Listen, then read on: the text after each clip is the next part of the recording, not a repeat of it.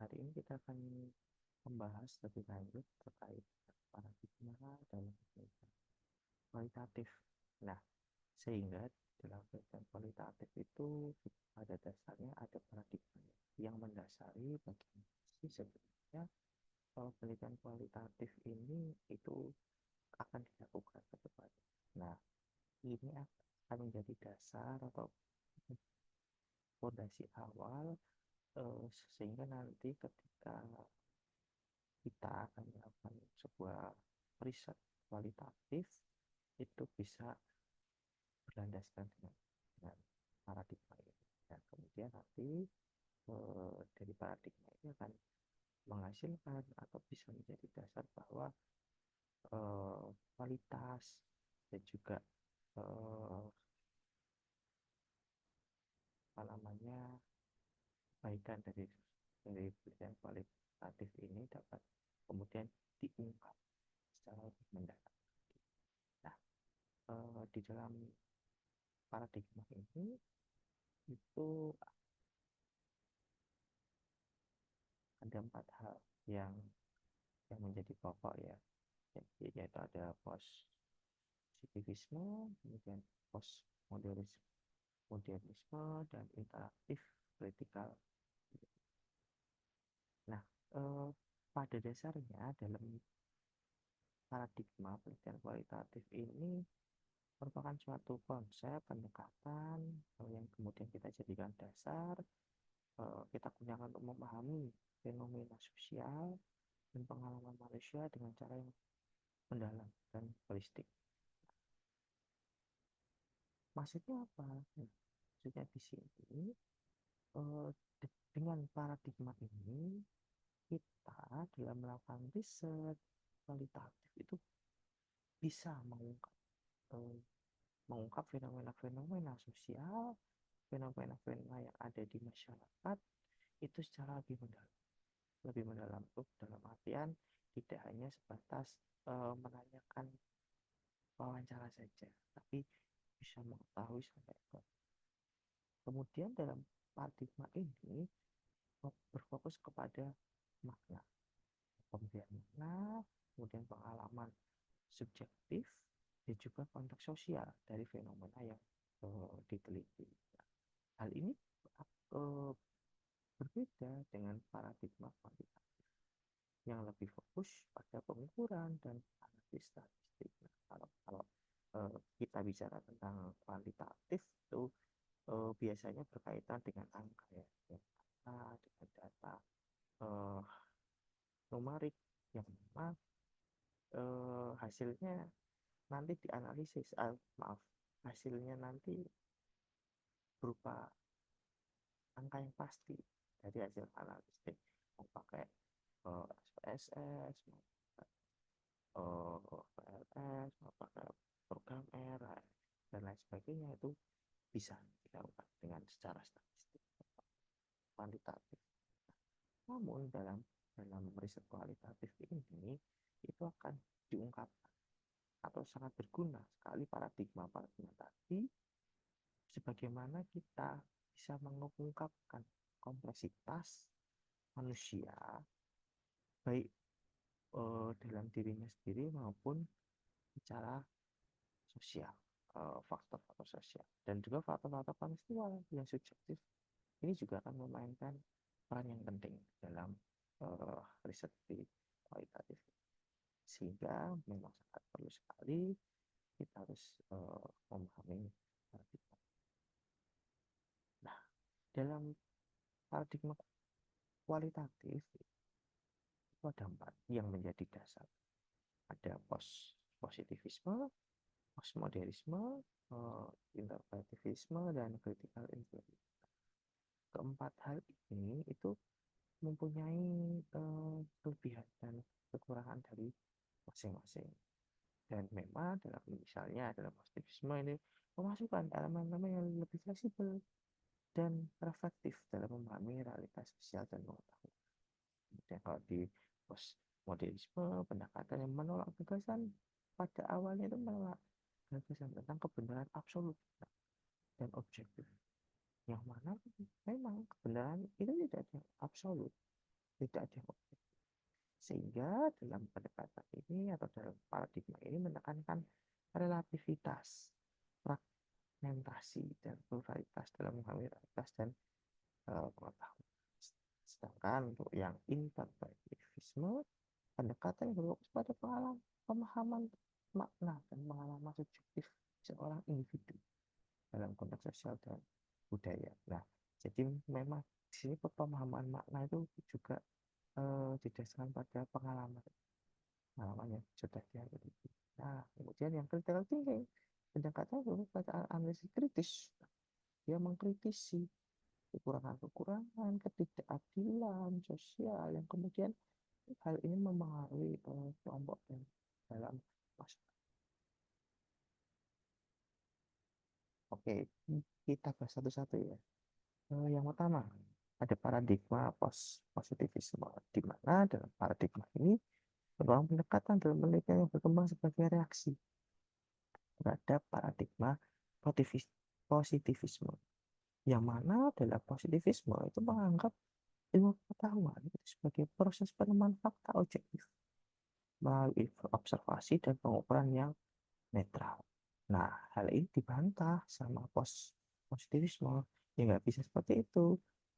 Positivisme mengakui bahwa semua pengetahuan itu bersifat tentatif dan terbatas dalam konteks, sudut pandang, dan juga keterbatasan manusia dalam mengobservasi realitas. Nah, pada kenyataannya pun memang seperti itu. Seorang manusia itu ia terbatas oleh panca indera yang dimilikinya, terbatas pada konteksnya, terbatas pada ya sejauh mana dia sudut pandang dia sebagai seorang manusia, dan juga mungkin time atau waktu ketika dia dalam mengobservasi, atau juga mungkin kesempatan ketika dia mengobservasi sesuatu, ternyata yang ditemui ya yang hanya ditemui itu yang kemudian diambil kesimpulan, padahal sebenarnya ada hal lain yang di luar dari kemampuan manusia. Makanya dalam paradigma positivisme ini ya ini menekankan pada keterbatasan manusia yang tidak bisa bermanfaat itu objektif. Nah, dalam paradigma ini juga mempunyai 4 karakteristik, yaitu pendekatan kritis, reflektif, pengakuan terhadap subjektivitas, penggunaan triangulasi, dan juga proses penelitian yang fleksibel. Nah, di mana dalam pendekatan kritis reflektif ini tidak menerima realitas sebagai sesuatu yang mutlak, melainkan mengkritisi, merefleksi asumsi-asumsi yang ada. Jadi tidak kemudian langsung diterima itu saja. Lihat, tidak harus dikritisi, harus direfleksi.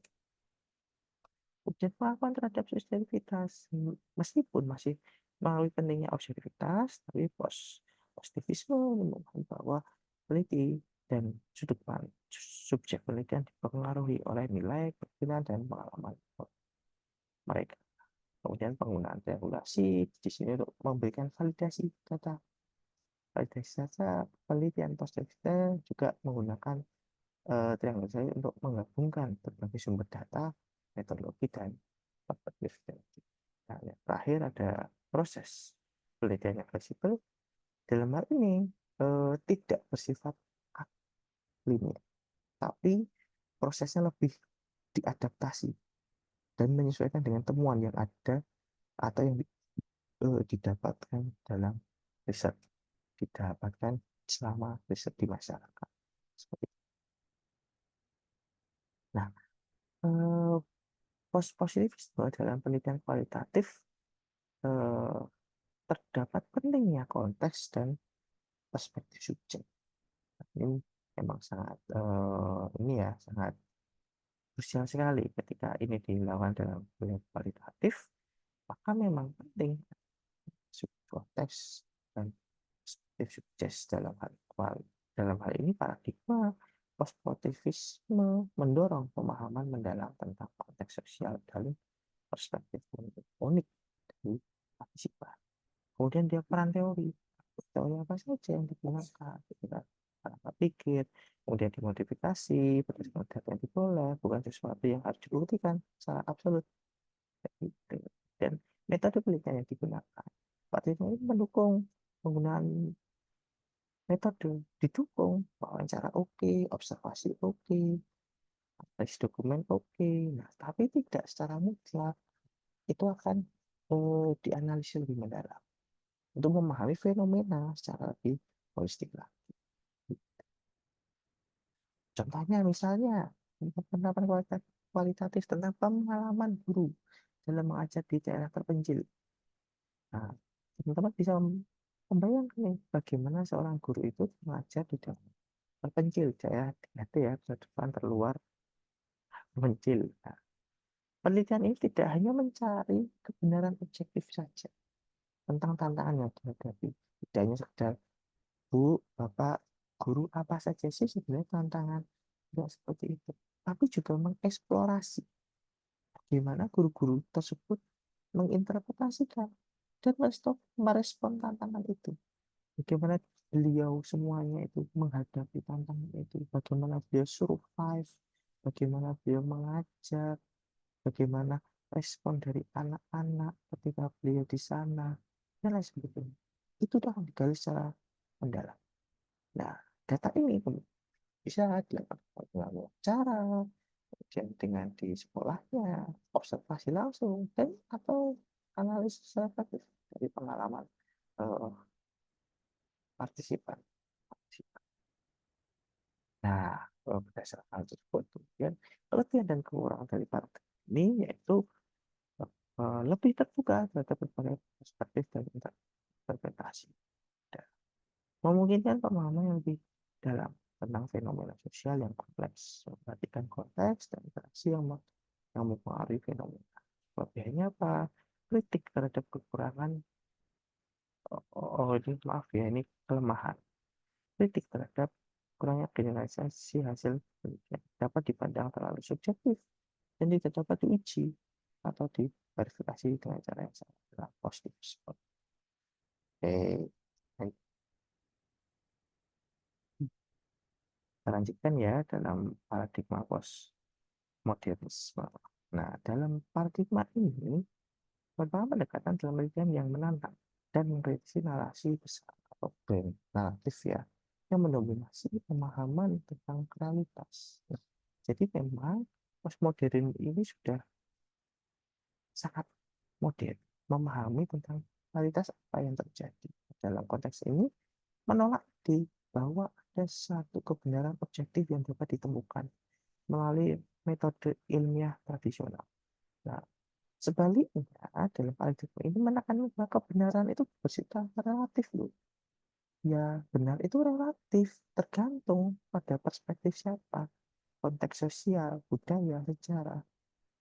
Misalnya, suatu hal yang dilakukan anak, eh, tergantung perspektif siapa yang membenarkan itu. Bisa jadi dari perspektif temannya itu salah, tapi dari perspektif kita, dari perspektif orang tuanya, dari perspektif gurunya, mungkin benar yang dilakukan.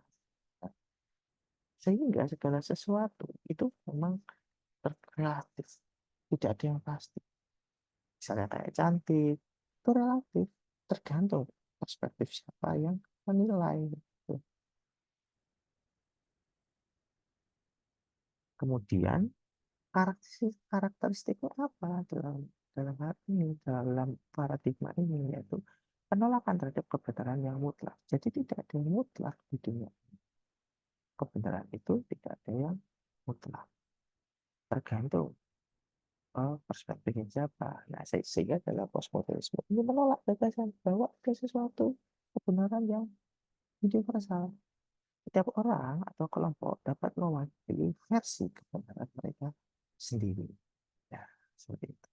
Kemudian pluralitas dan keragaman, yang mana paradigma ini mengakui kebenaran, keberagaman interpretasi dan perspektif, serta mendukung berbagai cara untuk memahami dunia ini. Jadi karena saking pluralnya, beragam, kemudian ya sudah diakui keberagaman ini dan perspektif dari keberagaman dan pluralitas ini kan eh, pasti akan berbeda-beda ya. Ya sudah itu dikonstruksi dalam paradigma ini sering menggunakan metode diversi, yaitu dalam analisis bagaimana narasi atau cerita tertentu dibentuk, siapa yang diuntungkan oleh cerita tersebut, dan bagaimana ceritanya mungkin menindas dan mengartikan suara. Terakhir, penekanan pada subjektivitas. Penekanan peran subjektivitas penelitian, peneliti dan partisipan dalam penelitian. Hasilnya penelitian dipandang sebagai konstruksi bersama antara peneliti dan subjek penelitian. Nah, ini dalam positivisme dalam mencari kualitatif, fokus pada narasi dan diskursus, menyoroti marginalitas dan kekuasaan yang akan diungkap untuk kekuasaan yang beroperasi dalam masyarakat. Bagaimana narasi itu dominan dapat menekan kelompok marginal, penelitian yang emansipatoris, bisa memberikan suara pada mereka yang tidak memiliki representasi atau diabaikan oleh narasi utama. Misalnya kelompok Cina tidak bisa berpendapat. Nah, itu postmodernisme ini masuk di situ. Pendekatan kreatif dan eksperimental bisa melibatkan kreativitas, fiksi, kolasi, dan sebagainya. Nah, contohnya gimana? Misalnya tentang representasi gender dalam media populer. Dalam paradigma ini, peneliti tidak hanya melihat apa yang digambarkan dalam media, tetapi juga bagaimana sih sebenarnya narasi yang terbentuk, siapa yang menciptakannya, bagaimana ini mempengaruhi perspektif sosial terhadap gender, atau seperti apa. Nah, penelitian ini juga mungkin menggunakan analisis wacana untuk mengeksplorasi lebih mendalam lagi bagaimana sih sebenarnya kekuasaan rezim yang berkuasa dan identitas dinegosiasikan melalui teks dan gambar. Kelebihannya apa? Kelebihannya mengungkap berbagai perspektif dan pengalaman. Orang pemahaman yang lebih mendalam, kemudian menggunakan pendekatan kreatif dan inovatif. Kelemahan ini ya, kelemahan apa? Kritik terhadap relativisme dan yang berlebih. Jadi memang karena itu, wah salah ini sulit untuk diterapkan yang berarti membutuhkan data yang diukur secara empiris.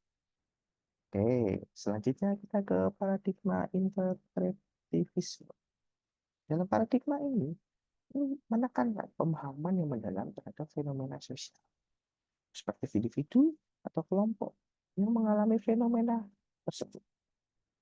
Ini disebut sebagai konstruktivisme ya, interpretatif, interaksi, dan interaksi. Nah, tujuan utamanya apa? Memahami makna subjektif yang diberikan oleh manusia terhadap pengalaman dan interaksi sosial mereka. Paradigma ini berbeda dengan paradigma positivisme yang lebih berfokus pada objektif dan generalisasi. Dalam hal ini juga, dalam metodologi kualitatif, sebagai keputusan moral dan nilai yang penuh dengan dampak etika dan politik.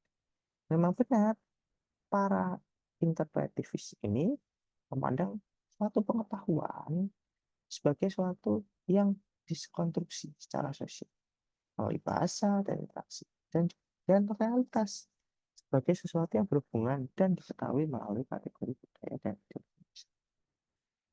Aktivitas manusia dianggap sebagai realitas material yang nyata untuk ditemukan dan diukur, melainkan eh, dianggap sebagai teks yang dapat dibaca, ditampilkan, dikonstruksi, dan dianalisis. Nah, ini kemudian ciri-cirinya. Ada subjektivitas, konsep konteks, pendekatan kualitatif, dan tujuan pemahaman. Orang teorinya ada fenomenologi, pengalaman, subjek, mereka membentuk pemahaman tentang dunia, fenomenologika, terkait dengan konteks budaya.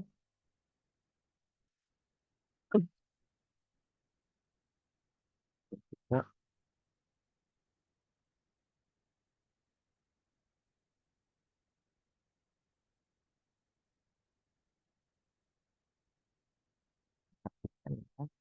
dan juga konstruktivisme sosial, bahwa realitas sosial di bawah interaksi dan interpretasi manusia. Oke. Fungsi metodologi gimana ya, bisa menggunakan cara observasi, studi kasus, dan itu dari tiga hal ini mau dipakai ya untuk kemudian contohnya misalnya ya ini misalnya penerapan tentang bagaimana sih sebenarnya guru memahami dan mengimplementasi kurikulum merdeka di sekolah. Jadi ini tidak bisa hanya sekedar dilakukan saja, tapi memang dalam konteksnya wawancara, mendalam dengan guru, ditanya nih bagaimana sih Pak kesulitannya, apa sudah diterapkan, bagaimana respon Bapak, bagaimana respon guru, respon siswa, bagaimana kesiapan sekolah, sarpas, dan lain sebagainya. Kemudian kita bisa mengobservasi kelas. Oh, ternyata ketika penggunaan kurikulum merdeka itu di kelas menjadi lebih efektif loh. Nah, itu harus diobservasi dan dianalisis dokumen sekolah yang dimiliki sekolah mengungkap makna yang objektif yang diberikan oleh kurikulum merdeka tersebut. Kelebihannya apa? Ya, memberikan pemahaman dalam fenomena sosial, mengenai perspektif peneliti, membuat fleksibilitas dalam desain. Ya, keterbatasannya ya tidak cocok untuk generalisasi karena bersifat faktual dan subjektif, rentan terhadap bias. Bisa penelitian bisa memakan waktu yang lama karena memang memerlukan keterlibatan yang lebih mendalam. Oke. Kemudian yang selanjutnya ada yang terakhir ya ini tentang paradigma critical inquiry. Jadi dalam paradigma ini merupakan pendekatan penelitian yang bertujuan untuk mengkritisi. Ya, jadi tujuannya untuk mengkritisi baik itu aspek sosial, politik, ekonomi, budaya yang menimbulkan ketidakadilan dan ketidaksetaraan. Nah, karena adanya ketidakadilan ini, ketidaksetaraan, kemudian dikritik. Jadi, paradigma critical inquiry ini salah ya. Ini harusnya paradigma critical inquiry.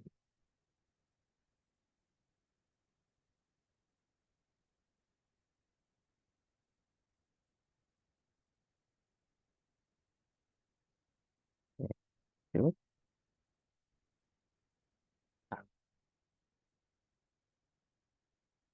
dan ketidakadilan kita saat ini eh, kemudian para filsuf-filsuf ini mengkritisi teori kritis berkembanglah ada Karl Marx, Malcolm X, Wilhelm Habermas, dan sebagainya. Penelitian dalam penelitian ini juga tidak berfokus pada memahami fenomena sosial, tapi juga berupaya untuk mengubah kondisi-kondisi yang tidak adil tadi dan memberikan suara kepada kelompok-kelompok yang termarginalkan. Jadi karena adanya ketidaksetaraan, kemudian muncullah suatu kritik. Karakteristiknya apa? Emansipasi dan perubahan sosial. Nah, dalam hal ini kalau kita masih ingat ada emansipasi wanita namanya RAKT ini di mana terjadi ketidakadilan, ketidaksetaraan antara perempuan dan laki-laki sehingga muncul emansipasi. Gitu. Nanti eh, kalau di sini memberdayakan partisipan dan mendorong perubahan sosial dengan menyoroti ketidakadilan yang terjadi. Kritis terhadap struktur kekuasaan. Nah, bagaimana kekuasaan itu? Bagaimana mengontrolnya, dominasinya, beroperasi dalam masyarakat? Nanti akan ditanyakan dalam asumsi yang diterima masyarakat dan mengekspos kekuasaan yang tidak terlihat. Kekuasaan ini ya, keluarga. Refleksi diri peneliti. Jadi peneliti itu juga akan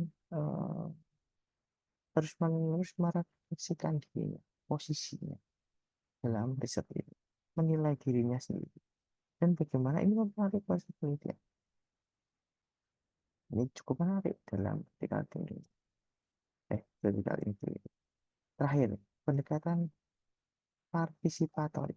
Ini sering penelitian melibatkan sebagai partisipan, sebagai kolaborator aktif dalam proses penelitian. Gitu. Nah, ini kalau dalam penelitian kualitatif ya fokus pada ketidakadilan sosial. Jelas, karena dia mengkritisi.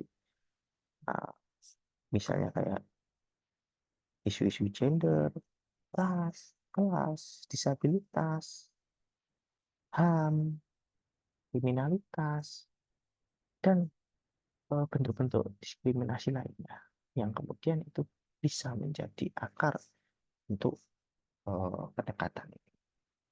Metode penelitian digunakan ya, wawancara mendalam, studi kasus, etnografi, analisis wawancara kritis. Nah, tujuannya apa ya? Untuk mengidentifikasi, mengkritisi struktur dan praktik sosial yang menindas, mengedepankan suara marginal, suara minoritas, kaum miskin, kaum terpinggirkan. Bagaimana kaum miskin itu, apakah diberikan akses untuk sekolah untuk anak-anaknya atau diberikan akses tidak untuk kesehatan. Kemudian kritis. Contohnya apa ya? Misalnya penelitian tentang ketidakadilan, pendidikan di sekolah-sekolah urban. Dalam artikel ini, penelitian ini tidak hanya menggambarkan ketidakadilan yang dialami oleh siswa dari latar belakang ekonomi rendah, tapi juga mengkritisi kebijakan, praktek pengajaran, dan lebih lanjut ke sistem pendidikan yang ada di negara tersebut untuk memperkuat bukti bahwa ketidakadilan ini dibuka nanti. Nah, ya kerja sama dengan siswa, guru, orang tua, dinas mungkin, kementerian gitu, untuk memahami bahwa perspektif mereka dan memfasilitasi dialog yang dapat mengarah pada nantinya harapannya perubahan dalam riset. Kelebihan dan kekurangan paradigma ini adalah berkontribusi langsung pada perubahan sosial yang positif, memberikan suara pada mereka yang biasanya terpinggirkan, menghadirkan perspektif kritis yang seringkali terabaikan ketika dalam melihat konvensional. Kelemahannya dapat dianggap bias karena nilai-nilai ideologis memiliki sering dikritik karena kurang objektif. Jadi, ya, maaf. Oke, demikian yang dapat kami sampaikan. Terima kasih atas semuanya.